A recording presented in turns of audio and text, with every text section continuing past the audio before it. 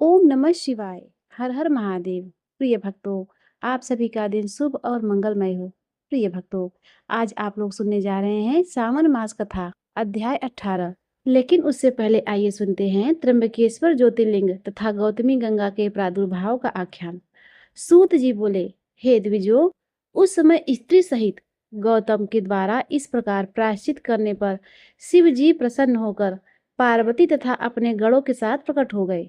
इसके बाद प्रसन्न हुए कृपानिधि शिव जी ने कहा, हे महामुने, मैं आपकी उत्तम भक्ति से अत्यंत प्रसन्न हूँ। आप वर मांगिए। तब महात्मा शिव के सुंदर रूप को देखकर शंकर जी को प्रणाम कर प्रसन्न हो गौतम ऋषि उनकी भक्ति पूर्वक स्तुति करने लगे। बहुत प्रकार से स्तुति करके एवं शिव को प्रणाम कर हाथ जोड़कर महर्षि गौतम स्थित हो गए और कहने लगे, हे देव, आप मुझे पाप रहित करें।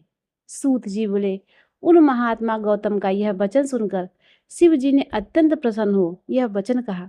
शिव जी बोले, हे मुने, आप सदा धन्य हैं, कृत्य कृत्य हैं तथा निष्पाप हैं। इस दुष्टात्मा पापी ऋषियों ने निश्चय ही आपके साथ छल किया है। जब आपके दर्शन मात्र से लोग निष्पाप हो जाते हैं, तब मेरी भक्ति में निरत रहने वाले आप किस प्रकार पापी हो सकते हैं? हे मुने, जिस दुष्टों ने आपके प्रति उपद्रव किया है, वे ही पापी, दुराचारी और हत्यारे हैं। इसके दर्शन से दूसरे लोग पापी हो जाएंगे। ये लोग कृतघ्न हैं, इनका कोई प्रायश्चित नहीं है। सूत जी बोले, हे विप्रो, ऐसा कहकर सज्जनों को सुख देने वाले तथा असज्जनों को दंड देने वाले शिव जी ने उनसे ऋषियों के बहुत से दुष्चरित्रों का वर्णन किया। शिव जी की बात सुनकर महर्षि गौतम अत्यंत आश्चर्यचकित हो गए और उन्होंने हाथ जोड़कर शिव जी को भक्तिपूर्वक प्रणाम करके पुनः कहा। गौतम बोले, हे महेश्वर, उन ऋषियों ने मेरा बहुत बड़ा उपकार किया है। यदि वे ऐसा न करते तो आपका दर्शन कैसे होता। वे ऋषि धन्य हैं जिन्होंने मेरा अत्यंत कल्याण किया। उनके दुराचार के कारण ही मेरा बहुत बड़ा स्वार्थ सिद्ध हुआ है। सूत जी बोले, उनकी यह बात सुनकर अति प्रसन्न हुए शिव जी ने कृपा दृष्टि से गौतम की ओर देखकर शीघ्र ही उनसे कहा। शिव जी बोले, हे विपेंद्र, आप धन्य हैं, आप सर्वश्रेष्ठ ऋषि हैं। मुझे परम प्रसन्न जानकर आप उत्तम वरदान मांगे। सूत जी बोले, हे द्विजो, उसके बाद गौतम ने भी अपने मन में विचार किया कि अब मेरे पाप की प्रसिद्धि लोक में हो चुकी है, इसीलिए वह जिस प्रकार झूठ न हो, उन ऋषियों की कही बात सत्य करनी चाहिए। ऐसा निश्चय करके शिव भक्त मुनिश्रेष्ठ गौतम ने हाथ जोड़कर सिर झुका करके शिव जी से यह वचन कहा। गौतम बोले, हे नाथ, आप सत्य कहते हैं, किंतु जैसा पंचों ने निर्णय लिया है वह अन्यथा न हो। जैसा उन लोगों ने निर्णय दिया है वही होने दीजिए। हे देवेश, यदि आप प्रसन्न हैं तो मुझे गंगा प्रदान कीजिए और इस प्रकार लोक का उपकार कीजिए। आपको नमस्कार है, आपको बार बार नमस्कार है। सूत जी बोले, ऐसा कहकर लोक कल्याण की इच्छा से गौतम ने उनके चरण कमल पकड़कर देवेशों को पुनः प्रणाम किया। उसके बाद पृथ्वी तथा स्वर्ग के सारभूत जिस जल को निकालकर पूर्व में रख लिया था और विवाह काल में ब्रह्मा जी के द्वारा दिया गया जो कुछ शेष जल बचा था, उसे भक्त वत्सल भगवान शिव ने उन मुनियों को प्रदान किया। उस समय वह गंगा परम सुंदरी स्त्री के रूप में परिणित हो गई। तत्पश्चात ऋषिवरों ने उस स्त्री रूप जल की स्तुति कर उसे प्रणाम किया। गौतम बोले, हे गंगे, आप धन्य हैं, कृत्य कृत्य हैं। आपने जगत को पवित्र कर दिया है, अतएव निश्चय ही नरक में गिरते हुए मुझे भी आप पवित्र कीजिए। सूत जी बोले, तब सबका हित करने वाले शिव जी ने भी कहा, हे गंगे सुनो, तुम मेरी आज्ञा से इन गौतम मुनि की पवित्र करो। तब उन शिव तथा गौतम के वचन को सुनकर भगवान शिव की शक्ति परमावनी गंगा जी ने शिव जी से कहा। गंगा जी बोली, हे प्रभु, मैं मुनियों के परिवार सहित पवित्र कर अपने स्थान को जाऊंगी। मैं सत्य वचन कहती हूँ। सूत जी बोले, जब गंगा जी ने ऐसा कहा तब भक्त वत्सल शिव जी ने लोक उपकार के निमित्त गंगा जी से पुनः कहा। शिव जी बोले, हे देवी, व्यवस्था मनवंतर के 28वें कलयुग तक तुम यही निवास करो। सूत जी बोले, उन स्वामी शिव जी का यह वचन सुनकर नदियों में श्रेष्ठ उन पामनी गंगा ने पुनः कहा। गंगा जी बोली, हे स्वामीन, हे महेश्वर, हे त्रिपुरांतकर, यदि सबकी अपेक्षा मेरा महात्म अधिक रहेगा तभी मैं पृथ्वी पर निवास करूंगी। हे स्वामिन, हे प्रभु, एक और बात सुनिए। आप अपने गणों एवं पार्वती सहित अपने सुंदर स्वरूप से मेरे समीप निवास कीजिए। सूत जी बोले, उनका यह वचन सुनकर भक्त वत्सल शंकर जी ने लोक उपकार के लिए गंगा जी से पुनः यह वचन कहा। शिव जी बोले, हे गंगे, तुम धन्य हो। सुनो, मैं तुमसे पृथक नहीं हूँ, फिर भी मैं यहाँ निवास करता हूँ और तुम भी यहाँ निवास करो। सूत जी बोले, इस प्रकार स्वामी सदाशिव की बात सुनकर गंगा ने प्रसन्नचित्त होकर उनकी आज्ञा स्वीकार कर ली। इसी बीच देवता, प्राचीन ऋषि, पितर, अनेक सुंदर तीर्थ एवं विविध क्षेत्र सभी ने वहां आकर गौतम गंगा तथा गिरीश की जय जयकार करते हुए आदर पूर्वक उनका पूजन किया। इसके बाद ब्रह्मा, विष्णु आदि उन सभी देवताओं ने हाथ जोड़कर सिर झुका करके प्रसन्नता पूर्वक उनकी स्तुति की। उस समय उन देवताओं पर प्रसन्न हुई गंगा जी तथा शिव जी ने कहा, हे सुरश्रेष्ठों, आप लोग वर मांगिए। आप लोगों का हित करने की इच्छा से हम दोनों उसे प्रदान करेंगे। देवता बोले, हे देवेश, यदि आप प्रसन्न हैं, और हे गंगे, यदि आप भी प्रसन्न हैं, तो हम लोग के तथा मनुष्यों के हित के लिए कृपा पूर्वक यही निवास करें। गंगा जी बोली, हे देवताओं, तुम लोग स्वयं ही लोक उपकार के निमित्त यहाँ निवास क्यों नहीं करते? मैं तो गौतम को पवित्र कर जहाँ से आई हूँ वहीं चली जाऊंगी। आप लोगों में मेरा वैशिष्ट किस प्रकार जाना जा सके, यदि उसे प्रमाणित करो तो मैं निश्चय ही यहाँ निवास कर सकती हूँ। सभी देवगण बोले, जब सबके परम सुहद्र बृहस्पति सिंह राशि पर स्थित रहेंगे तब हम सभी लोग आपके समीप आएंगे, इसमें संशय नहीं है। हे गंगे, इस लोक में 11 वर्ष पर्यंत लोगों का जो पाप प्रक्षालित होगा, उससे जब हम लोग मलिन हो जाएंगे, तब हे प्रिय, उस पाप को धोने के लिए हम लोग निश्चय ही रूप से आपके पास आएंगे। हे महादेवी, हम लोग आदर पूर्वक सत्य कह रहे हैं। हे सरिद्रे, लोगों पर अनुग्रह करने तथा हम लोगों का हित करने के लिए आपको एवं शंकर जी को भी यहीं रहना चाहिए। जब तक बृहस्पति सिंह राशि रहेंगे तब तक हम लोग भी यहाँ निवास करेंगे और तीनों समय आपके जल में स्नान करके तथा शिव जी का दर्शन करके अपने संपूर्ण पापों से मुक्त होंगे और पुनः आपकी आज्ञा से अपने अपने स्थान को चले जाएंगे, इसमें संदेह नहीं है। सूत जी बोले, इस प्रकार महर्षि गौतम तथा उन देवताओं के द्वारा प्रार्थना किए जाने पर वे शंकर जी प्रेम पूर्वक वहीं स्थित हो गए और वे गंगा जी भी स्थित हो गई। वहां पर वे गंगा गौतमी नाम से प्रसिद्ध हुई तथा वह शिवलिंग त्र्यंबकेश्वर नाम से विश्व में विख्यात हुआ, जो महापाप का नाश करने वाला है। उस दिन से लेकर जब तक बृहस्पति सिंह राशि में आते हैं तब सभी देवता, तीर्थ तथा क्षेत्र यहाँ आते हैं। पुष्कर आदि समस्त सरोवर, गंगा आदि सभी नदियां एवं विष्णु आदि देवगण गौतमी तट पर निवास करते हैं। ये जब तक वहां रहती हैं तब तक अपने स्थान पर उनके सेवन का फल प्राप्त नहीं होता, और जब वे अपने अपने निवास पर चले जाते हैं तभी उनकी उपासना का फल प्राप्त होता है। यह त्र्यंबकेश्वर नाम से प्रसिद्ध ज्योतिर्लिंग गौतमी के तट पर स्थित है और महान पाप का नाश करने वाला है। जो इस त्र्यंबकेश्वर नामक ज्योतिर्लिंग का भक्ति पूर्वक दर्शन कर पूजन, प्रणाम एवं स्तवन करता है, वह सभी प्रकार के पापों से मुक्त हो जाता है।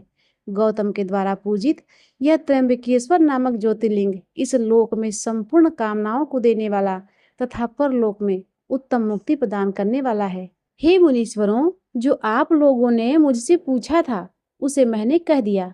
अब आप लोग और क्या सुनना चाहते हैं उसे मैं अवश्य कहूँगा, इसमें संदेह नहीं है। ऋषि बोले, हे प्रभु, गंगा किस स्थान से जल रूप में प्रभावित होकर प्रकट हुई? हे प्रभु, उनका महात्मा सबकी अपेक्षा अधिक क्यों हुआ, इसे बताइए। हे व्यास शिष्य, जिन दुष्ट ब्राह्मणों ने महर्षि गौतम को दुख दिया, बाद में उन्हें क्या फल मिला उसे कहिए। सूत जी बोले, हे ब्राह्मणों, उस समय गौतम के द्वारा प्रार्थना करने पर स्वयं गंगा जी शीघ्र ही उस ब्रह्मगिरि से प्रकट हुई। गूलर वृक्ष की शाखाओं से उनकी धारा निकली। तब सुप्रसिद्ध मुनि गौतम ने आनंद से उसमें स्नान किया। गौतम के जो शिष्य थे तथा अन्य आए हुए जो महर्षिगण थे, उन सभी ने वहां पर प्रसन्नता पूर्वक स्नान किया। तभी से उस स्थान का नाम गंगा द्वार प्रसिद्ध हो गया है। मुनियों, इस रमणीय क्षेत्र का दर्शन करने से संपूर्ण पापों का अपहरण हो जाता है। उसके बाद महर्षि गौतम से द्वेष करने वाले से सभी ऋषि भी स्नान करने के लिए वहां आ गए। तब उन्हें देखकर वे गंगा जी शीघ्रता से अंतर्ध्यान हो गई।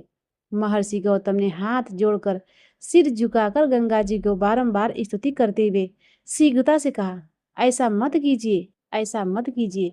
गौतम बोले, हे माता, ये सभी महर्षि श्रीमद से अंधे हो, सज्जन हो अथवा असज्जन हो, परंतु मेरे इस पुण्य के प्रभाव से आप इन्हें दर्शन दीजिए। सूत जी बोले, हे ऋषि श्रेष्ठों, उसके बाद आकाश मंडल से गंगा जी की वाणी प्रतिध्वनित हुई। आप लोग गंगा जी के उस उत्तम कथन को सुनिए।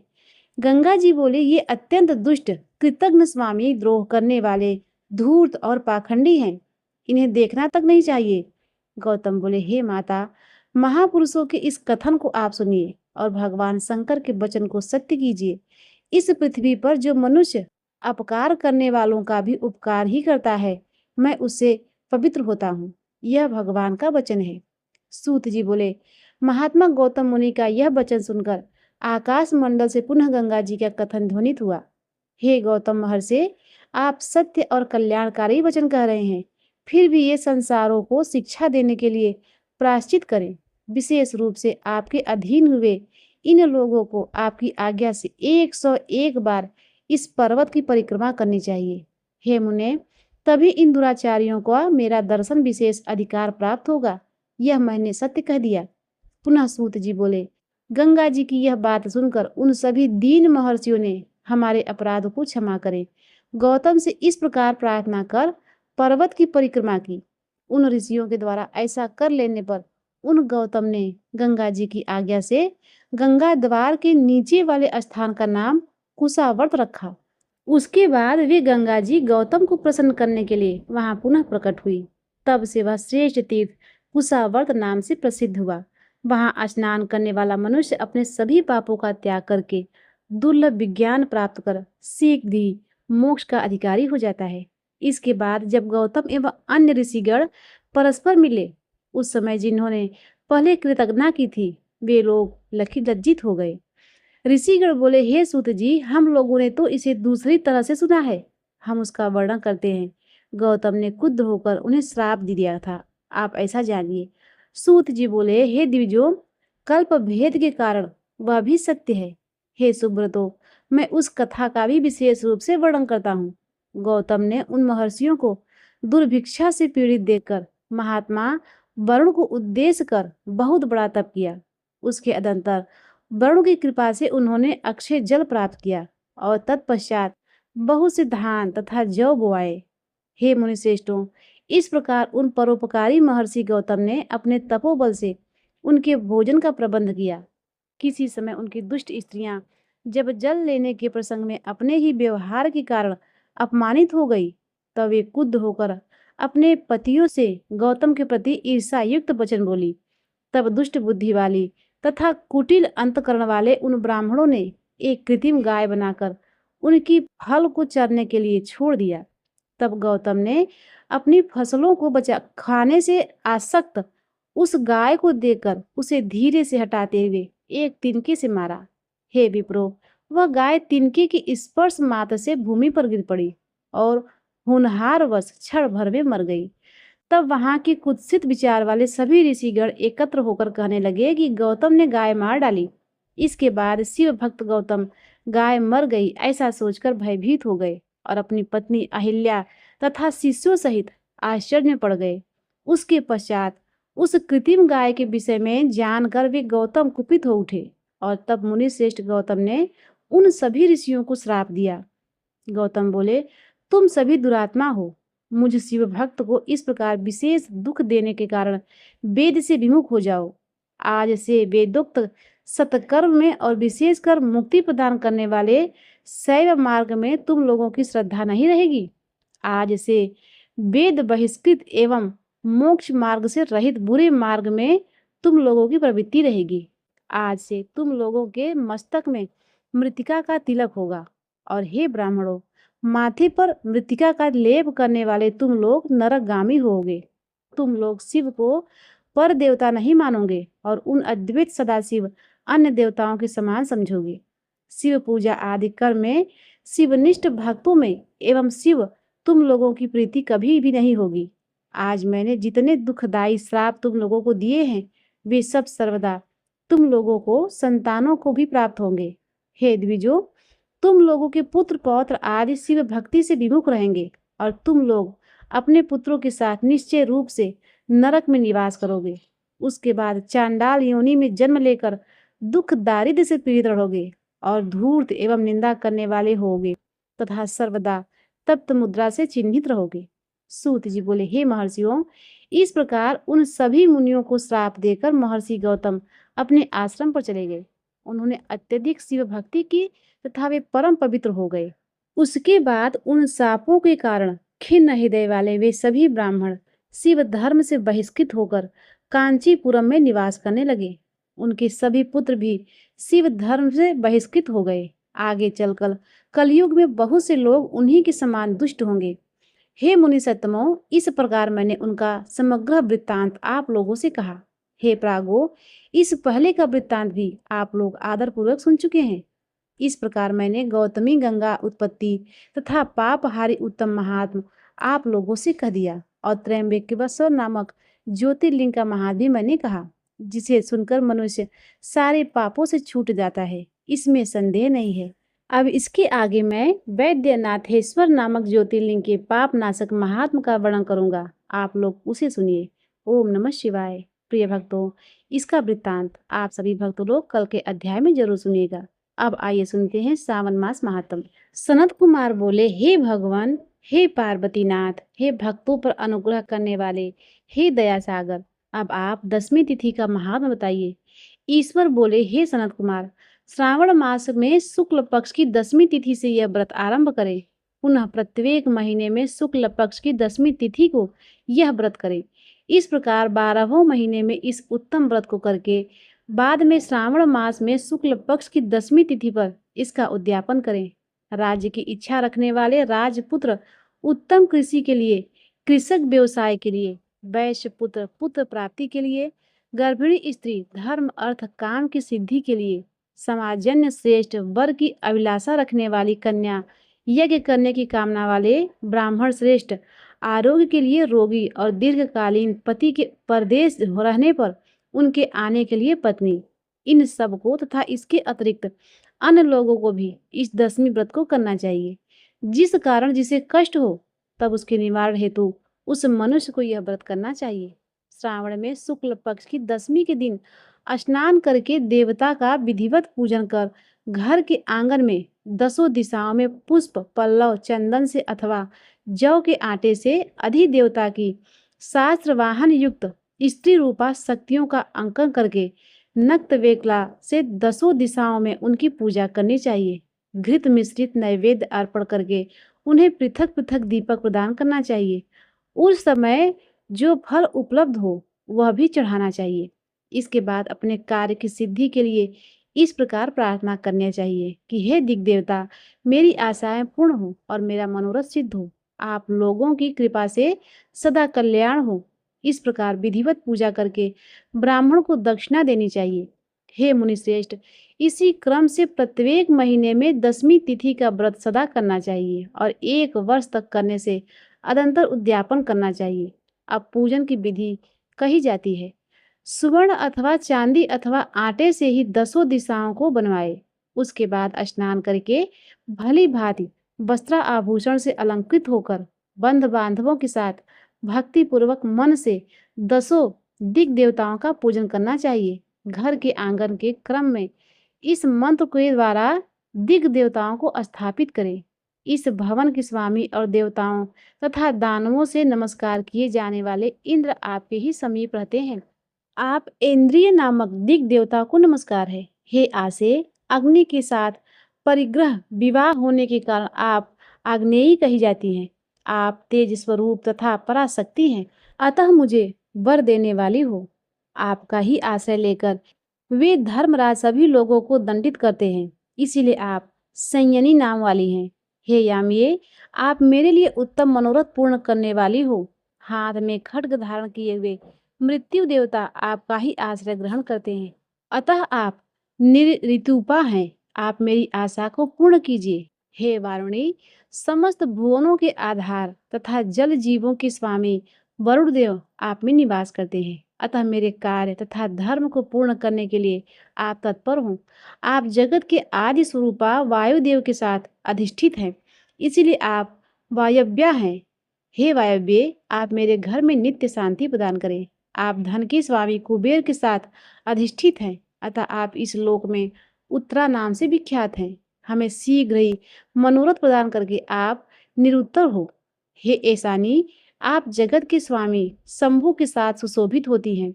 हे शुभे, हे देवी, मेरी अभिलाषाओं को पूर्ण कीजिए। आपको नमस्कार है, नमस्कार है। आप समस्त लोकों के ऊपर अधिष्ठित हैं, सदा कल्याण करने वाली हैं और सनक आदि मुनियों से घिरी रहती हैं। आप सदा मेरी रक्षा करें, रक्षा करें।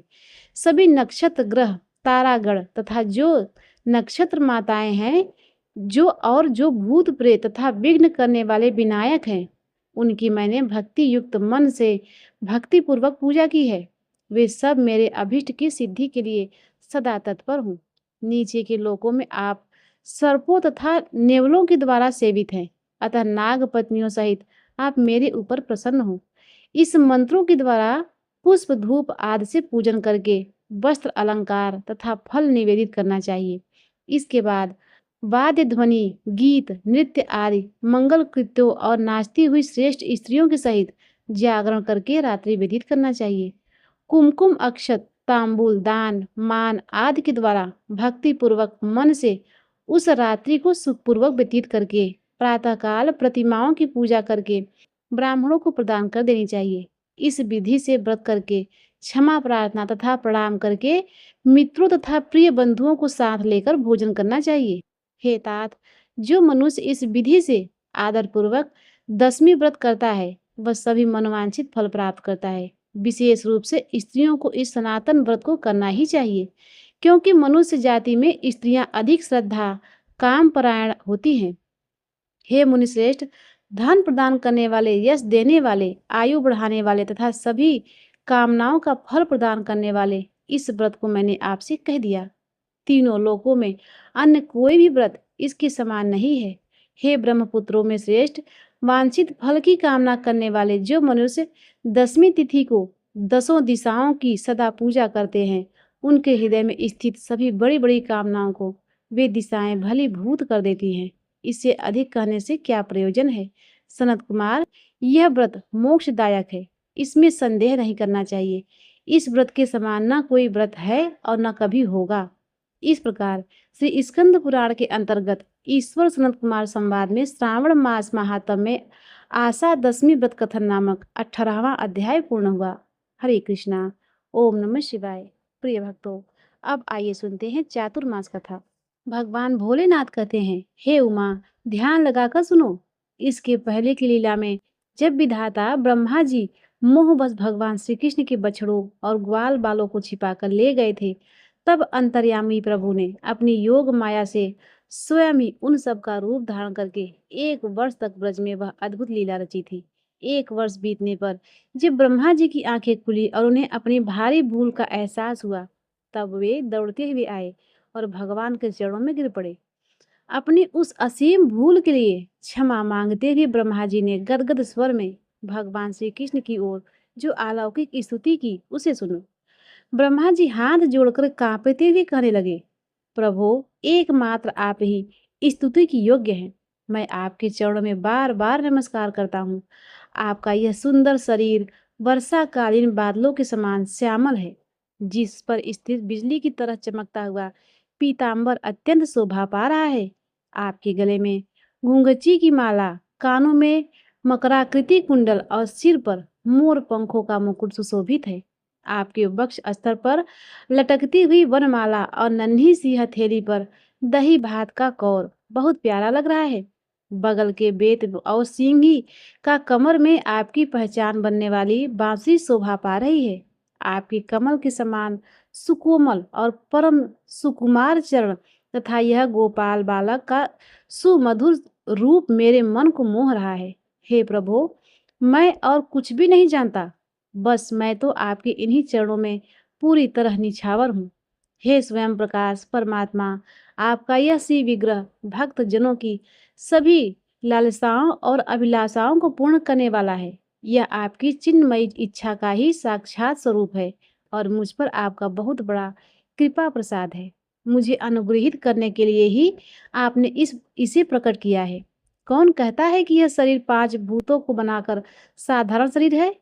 प्रभु, यह तो अपाकृत और शुद्ध सत्वमय है। मैं या और कोई भी जीव चाहे कितनी भी समाधि लगा ले, आपके इस सच्चिदानंद विग्रह की महिमा को पूरी तरह नहीं जान सकता। फिर कोई भी साधारण मनुष्य एकाग्र मन से भी आपकी इस असीम महिमा को कैसे जान सकता है? प्रभु, जो लोग ज्ञान प्राप्ति के लिए कठिन प्रयास न करके अपने स्थान पर ही रहकर केवल सत्संग करते हैं और आपके प्रेमी संतों के द्वारा गाई हुई आपकी लीला कथा का श्रवण करते हैं, जो उन्हें सहज ही मिल जाती है, वे अपने शरीर, वाणी और मन से पूरी तरह विनयावनत होकर उसका सेवन करते हैं। वे उसी को अपना जीवन बना लेते हैं और उसके बिना रह नहीं सकते। हे प्रभु, यद्यपि त्रिलोकी में कभी कोई आपको जीत नहीं सकता, फिर भी ऐसे भक्त आपको जीत लेते हैं और आप उनके प्रेम से पूरी तरह अधीन हो जाते हैं। हे भगवान, आपकी भक्ति ही सब प्रकार के कल्याण का मूल स्रोत है। जो लोग उसे छोड़कर केवल ज्ञान प्राप्ति के लिए श्रम करते हैं और दुख उठाते हैं, उनके हाथ में थोथी भूसी के अलावा कुछ नहीं आता। जैसे कोई केवल भूसी कूटे तो उसे चावल नहीं, केवल मेहनत ही मिलती है। हे अच्युत, हे अनंत, इस संसार में पहले भी बहुत से बड़े बड़े योगी हो चुके हैं। जब उन्हें योग साधना से आपकी प्राप्ति नहीं हुई, तब उन्होंने अपने समस्त लौकिक और वैदिक कर्म आपके चरणों में समर्पित कर दिए। उन समर्पित कर्मों और आपकी लीला कथा के प्रभाव से उन्हें आपकी भक्ति प्राप्त हुई। उसी भक्ति से आपके स्वरूप का ज्ञान पाकर उन्होंने बहुत ही सुगमता से आपके परम पद को प्राप्त कर लिया। हे अनंत, आपके सगुण और निर्गुण दोनों स्वरूपों का ज्ञान पाना कठिन है। फिर भी इंद्रियों को बस में करके शुद्ध अंतःकरण से इसे जाना जा सकता है। सांसारिक इच्छाओं को छोड़कर अपने भीतर आत्मा का साक्षात्कार करना ही इसका मार्ग है। यह साक्षात्कार किसी साधारण वस्तु को दिखने जैसा नहीं, बल्कि अज्ञान के आवरण को हटा जाना है। यह अनुभव ऐसा होता है कि यह ब्रह्म है, या मैं ब्रह्म जानता हूँ कि इन रूप में नहीं, बल्कि स्वयं प्रकाश रूप में स्वतः अनुभव होता है।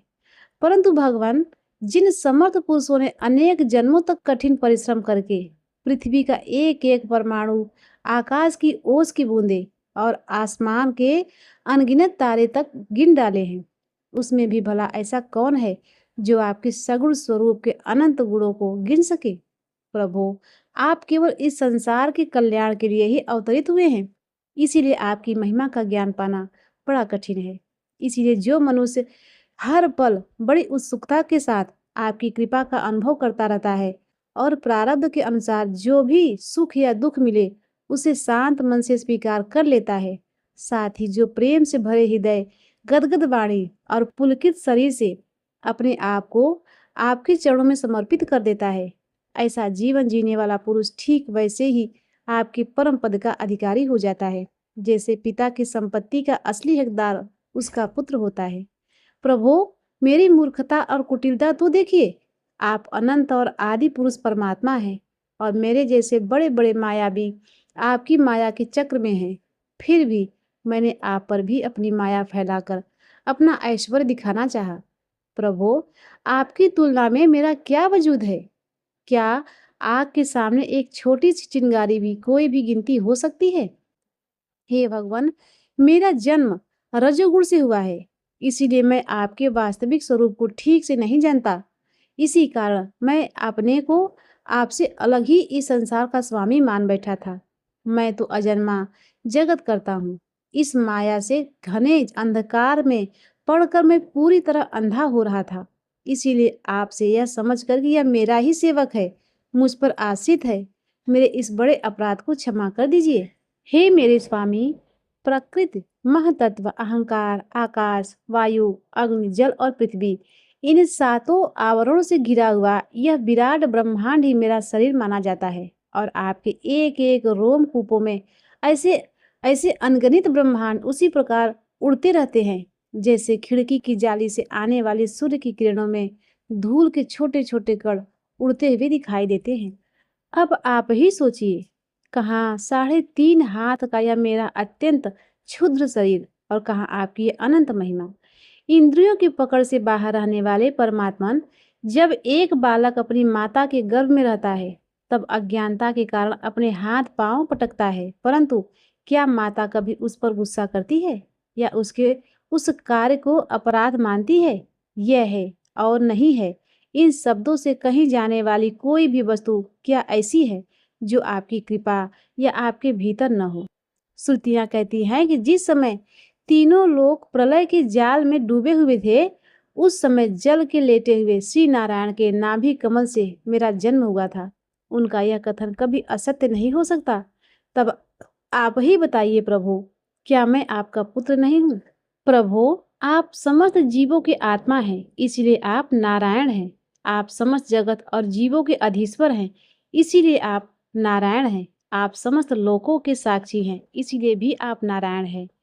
और प्रलय के जल के निवास करने के कारण ही जिन्हें नारायण कहा जाता है, वे भी आप ही की एक अंश हैं। यहाँ तक कि आपका यह अंश रूप में दिखना भी सत्य नहीं है, वह केवल आपकी माया ही है। हे भगवान, यदि आपका वह विराट स्वरूप सचमुच उस समय जल में ही था, तो जब मैं कमल नाल के रास्ते से 100 वर्षों तक जल में उसे ढूंढता रहा, तब मैंने उसे क्यों नहीं देखा? और फिर जब मैंने तपस्या की, तब वही स्वरूप मेरे हृदय में कैसे प्रकट हो गया और कुछ ही क्षणों में वह फिर क्यों अंतर्ध्यान हो गया? माया का नाश करने वाले प्रभु, दूर की बात क्या कहें, अभी इसी अवसर अवतार में आपने इस बाहर दिखने वाले संपूर्ण संसार को अपने छोटे से पेट के भीतर ही माता यशोदा को दिखला दिया था। इसे देखकर वे चकित रह गई। इससे यही सिद्ध होता है कि यह संपूर्ण विश्व केवल और केवल आपकी माया ही है। जब आपके पेट के भीतर यह संपूर्ण विश्व वैसा ही दिखाई दिया जैसा बाहर दिखता है, तब क्या यह सब आपकी माया के बिना संभव था? यह तो आप ही अद्भुत लीला है। उस दिन की बात छोड़िए, आज की ही बात लीजिए। क्या आज आपने मेरे सामने अपने अतिरिक्त इस संपूर्ण विश्व को अपनी माया का खेल नहीं दिखलाया? पहले आप अकेले थे, फिर देखते ही देखते सभी ग्वाल बाल बछड़े और छड़ी छीके सब कुछ आप ही बन गए। इसके बाद मैंने देखा कि आपके वे सभी रूप चतुर्भुज रूप में हैं और मेरे सहित सभी देवता उनकी सेवा कर रहे हैं। आपके अलग अलग उतने ही ब्रह्मांडों का रूप भी धारण कर लिया था और अब आप केवल अपरिमित अद्वितीय ब्रह्म रूप में शेष रह गए हैं। जो लोग अज्ञान के कारण आपके वास्तविक स्वरूप को नहीं जानते, उन्हीं को आप प्रकृति में स्थित जीव के रूप में प्रतीत होते हैं और उन पर अपनी माया का पर्दा डालकर आप ही सृष्टि के समय मेरे रूप में, पालन के समय आने वाले रूप में और संहार के समय रुद्र के रूप में प्रकट होते हैं। प्रभु, आप इस सारे जगत के स्वामी और विधाता हैं। अजन्मा होने पर भी आप देवता, ऋषि, मनुष्य, पशु, पक्षी और जलचर आदि योनियों में अवतार ग्रहण करते हैं, केवल इसीलिए कि इन रूपों के माध्यम से दुष्टों का अहंकार तोड़ा सके और सत्पुरुष पर अपनी कृपा बरसा सके। हे भगवान, आप अनंत परमात्मा और योगेश्वर हैं। जिस समय आप अपनी योग माया का विस्तार करके लीला करते हैं, उस समय त्रिलोकी में ऐसा कौन है जो यह जान सके कि आपकी लीला कहाँ, किसी लिए, कब और कैसे होती है? इसीलिए यह संपूर्ण जगत स्वप्न के समान असत्य ज्ञान रूप और दुखों को देने वाला है। आप तो परमानंद, परम ज्ञान स्वरूप और अनंत है। यह माया से उत्पन्न और विलीन होने वाला जगत भी आप ही की सत्ता के कारण सत्य जैसा प्रतीत होता है। प्रभु, आप ही एकमात्र सत्य हैं, क्योंकि आप सबकी आत्मा हैं। आप पुराण पुरुष होने के कारण जन्म आदि सभी विकारों से रहित हैं।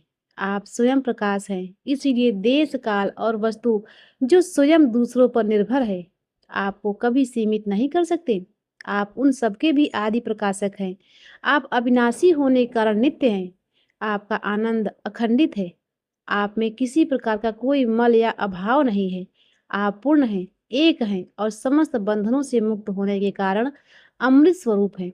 आपका यह स्वरूप सभी जीवों का अपना वास्तविक स्वरूप है। जो लोग गुरु रूपी सूर्य से प्राप्त तत्व ज्ञान रूपी दिव्य दृष्टि द्वारा आपको अपने ही भीतर पहचान लेते हैं, वे इस झूठे संसार रूपी सागर को आसानी से पार कर जाते हैं। जो लोग परमात्मा को अपने भीतर आत्मा के रूप में नहीं जानते, वे अज्ञान के कारण ही इस नाम रूपांतक संसार की उत्पत्ति का भ्रम पाल बैठते हैं। परंतु ज्ञान होते ही यह भ्रम पूरी तरह समाप्त हो जाता है। रस्सी में अज्ञान के कारण सांप का भ्रम होता है और सच्चाई जानते ही वह भ्रम दूर हो जाता है। संसार के बंधन और उससे मुक्ति, ये दोनों नाम केवल अज्ञान की कल्पना है। वास्तव में ये अज्ञान के ही दो अलग नाम हैं। इनका उस सत्य और ज्ञान रूप परमात्मा से अलग कोई अस्तित्व नहीं है। जैसे सूर्य में दिन और रात में भेद नहीं होता, वैसे ही विचार करने पर शुद्ध आत्म तत्व में न कोई बंधन है न कोई मोक्ष। हे भगवान, कितने आश्चर्य की बात है कि आप तो हमारे अपने आत्मा हैं, फिर भी लोग आपको पराया मानते हैं, और जो शरीर आदि पराये हैं उन्हें अपना मान बैठते हैं। इसके बाद वे आपको बाहर कहीं अलग ढूंढने लगते हैं। भला अज्ञानी जीवों का यह कितना बड़ा अज्ञान है। वे अनंत आप तो सबके अंतःकरण में विराजमान हैं। इसीलिए संत लोग संसार की अन्य सभी चीजों को छोड़कर अपने भीतर ही आपको ढूंढते हैं, क्योंकि जैसे कोई पुरुष रस्सी में सांप न होने पर भी प्रीतियमान सांप को मिथ्या समझे बिना सच्ची रस्सी को नहीं जान सकता, वैसे ही आपके बिना सत्य की प्राप्ति नहीं हो सकती। अपने भक्तों के हृदय में स्वयं प्रकट होने वाले भगवान, आपके ज्ञान का स्वरूप और महिमा ऐसी है, उसके आते ही अज्ञान के उपजा यह संसार नष्ट हो जाता है। फिर भी जो पुरुष आपके युगल चरण कमलों की थोड़ी सी भी कृपा पा लेता है, वही आपकी इस सच्चिदानंदमयी महिमा के वास्तविक रहस्य को जान पाता है। दूसरा कोई भी मनुष्य अपने ज्ञान और वैराग्य के बल पर चाहे कितनी भी लंबी साधना क्यों न करे, आपकी महिमा का यथार्थ ज्ञान नहीं कर सकता। इसीलिए भगवान, मुझे इस जन्म में, अगले जन्म में या किसी भी पशु पक्षी आदि की योनि में भी यदि जन्म मिले, तो बस यही सौभाग्य मिले कि मैं आपके दासों का दास बन जाऊं और सदा आपके चरण कमलों की सेवा करता रहूं। मेरे स्वामी, इस सृष्टि के आरंभ से लेकर आज तक बड़े बड़े यज्ञ भी आपको पूरी तरह तृप्त नहीं कर सके, परंतु आपको ब्रज की गायों और ग्वालिनों के बच्चों के रूप में उनके स्तनों का अमृत जैसा दूध बड़े चाव से पिया है।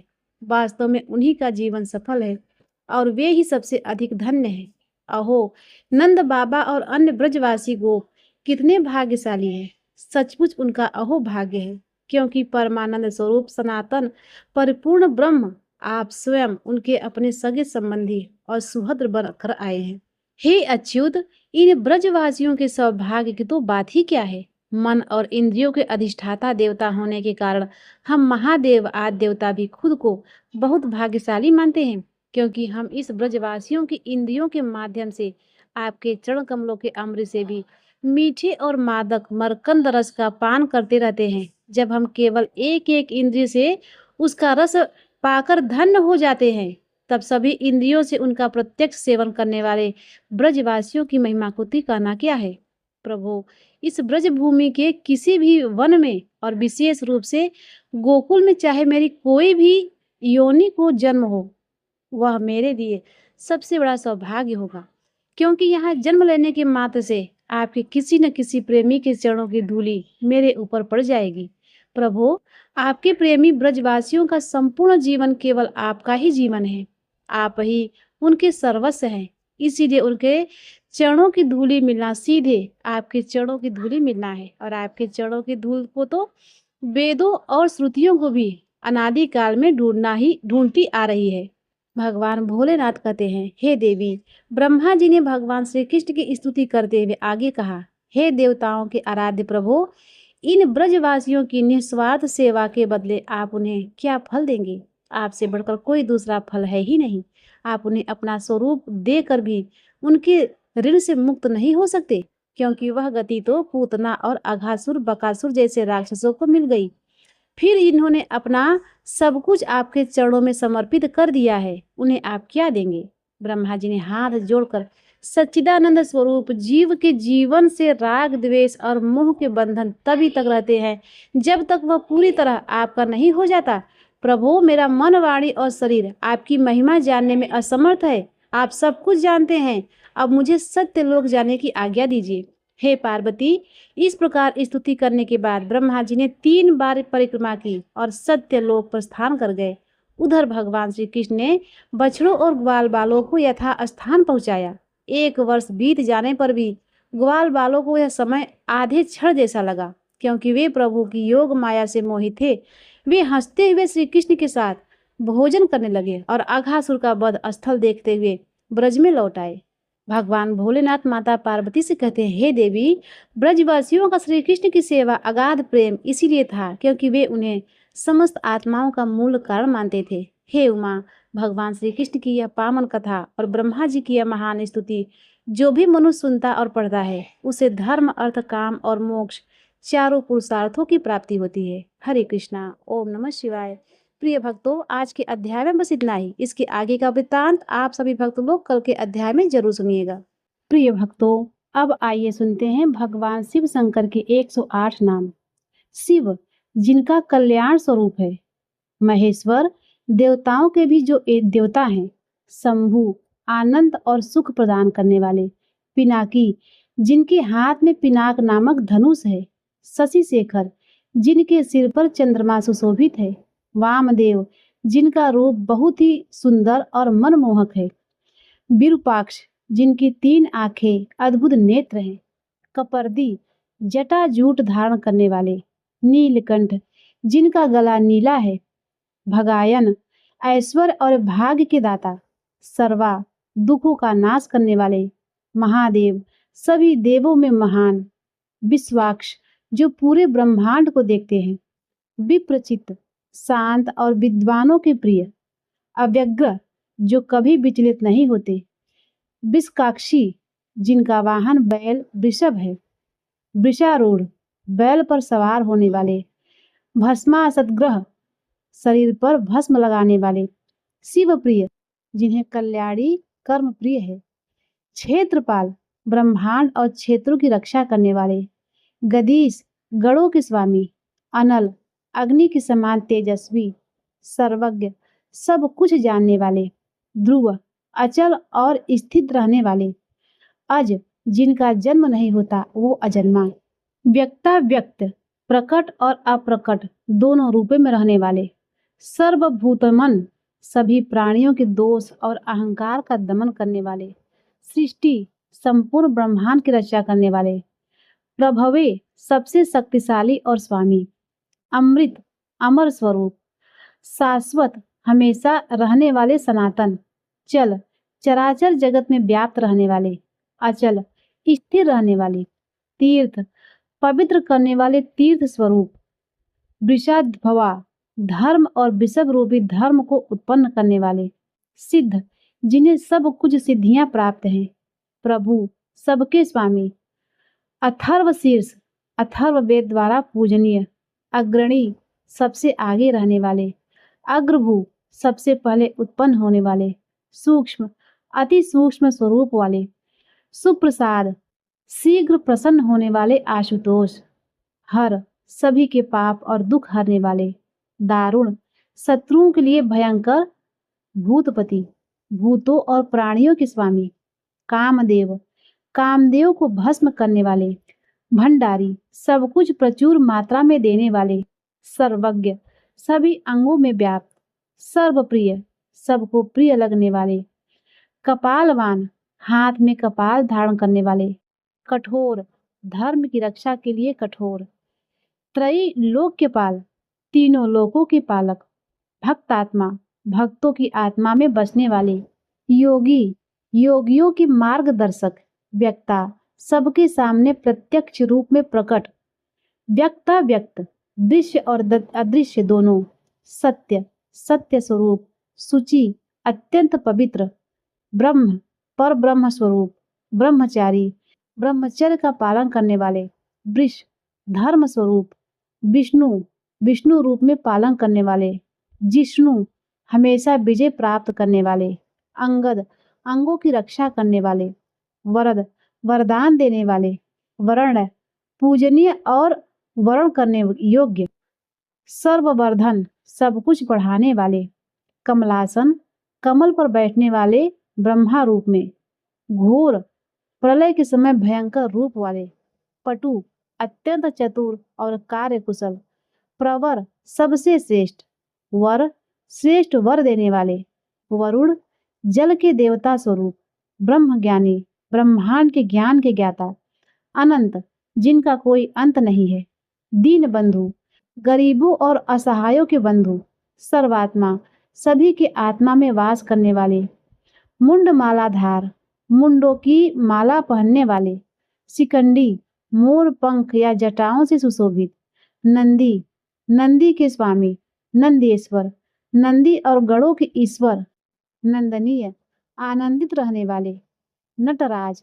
नृत्यों के देवता, नागभूषण नागों के आभूषण पहनने वाले, मृत्युंजय मृत्यु को जीतने वाले, सुभाष अच्छी वाणी बोलने वाले, काल काल काल के भी काल, बलवान अत्यंत शक्तिशाली, वीरोत्तम वीरों में उत्तम, सुशील अच्छे स्वभाव वाले, महाकाल समय और काल के नियंत्रक, अनाद्यंत जिनका न आदि है न अंत, आनंद आनंद के सागर, सोम चंद्रमा रूपी शीतलता देने वाले, भद्र सबका कल्याण करने वाले, भैरव भक्तों की रक्षा करने वाले भयानक रूप, वेदांत सार वेदों के सार रूप, विशुद्ध एकदम पवित्र और निर्मल, महातेजस्वी महान तेज वाले, कामहारी कामदेव का अहंकार हरने वाले, भक्त वत्सल भक्तों से प्रेम करने वाले,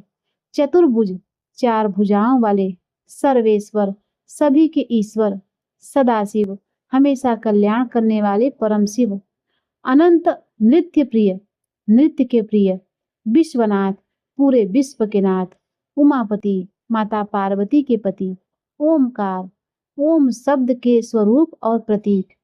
प्रिय भक्तों, अब आइए सुनते हैं शिव चालीसा का पाठ। जय गणेश गिरिजा सुमन मंगल मूल सुजान, कहत अयोध्या दास तुम देव अभय वरदान।